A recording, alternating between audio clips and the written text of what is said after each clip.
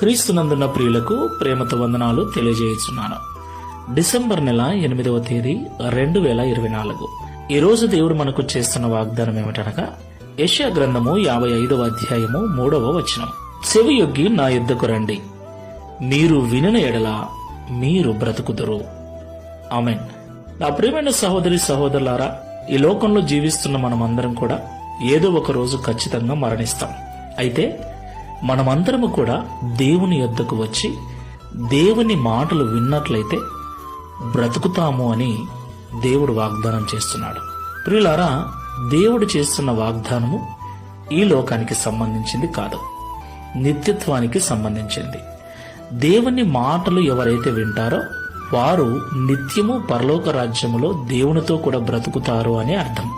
దేవునికి మహిమ కలుగును గాక. ఎలాంటి జీవితాన్ని జీవించినా ఈ లోకంలో ఒకరోజు కన్నుమూయాల్సిందే.